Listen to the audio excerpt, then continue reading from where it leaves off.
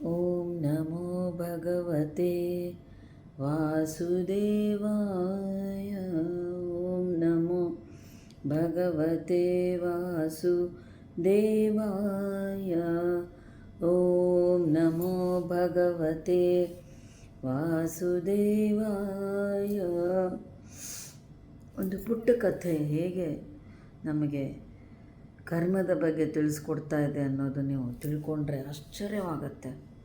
ಈ ನಮ್ಮ ವೇದ, ಉಪನಿಷತ್ತು, ಆಮೇಲೆ ಎಲ್ಲವೂ ನಮಗೆ ಒಂದು ಸಂಸ್ಕಾರಗಳು,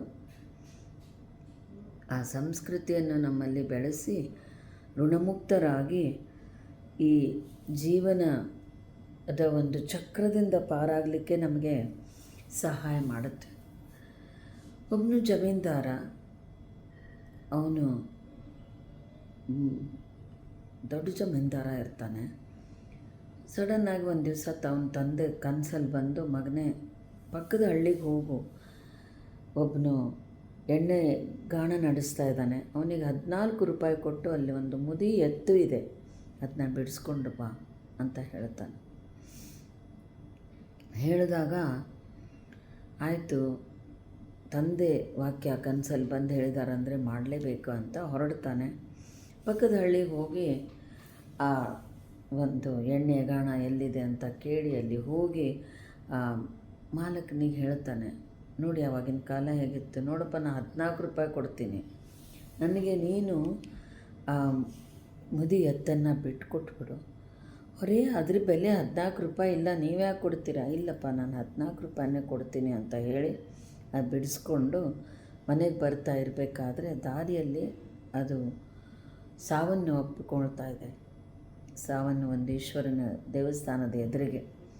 ಆಯಿತು, ಇದಕ್ಕೆ ವಯಸ್ಸು ಆಗಿತ್ತು, ಒಳ್ಳೆಯ ದರ್ಶನ ಆಯಿತು, ಮುಕ್ತಿ ಸಿಕ್ತು ಬಿಡು ಅಂತ ಅದಕ್ಕೆ ಅಲ್ಲೇ ಎಲ್ಲ ಸಂಸ್ಕಾರ ಮಾಡಿ ಮನೆಗೆ ಬರ್ತಾನೆ.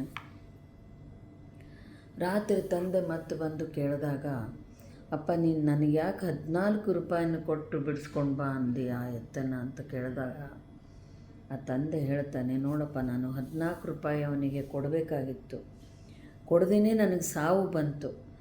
ಆ ಸಾವು ಬಂದಾಗ ನಂಗೆ ತೀರಿಸ್ಲಿಕ್ಕಾಗಿಲ್ಲ.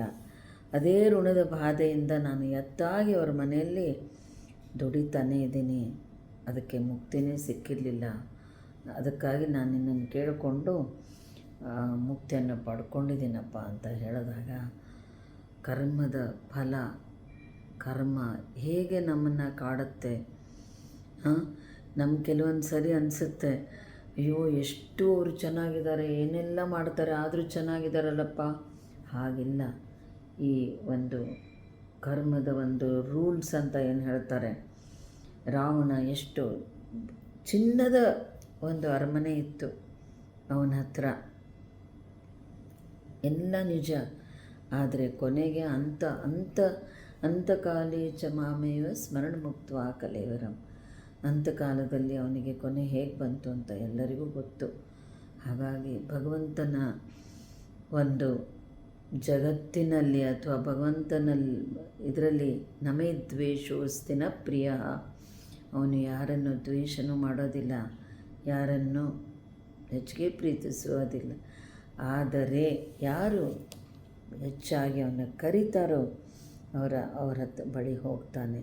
ಹರೇ ಕೃಷ್ಣ ಕೃಷ್ಣ ಕೃಷ್ಣ ಹರೇ ಹರೇ, ಹರೇ ರಾಮ ರಾಮ ರಾಮ ರಾಮ ಹರೇ ಹರೇ.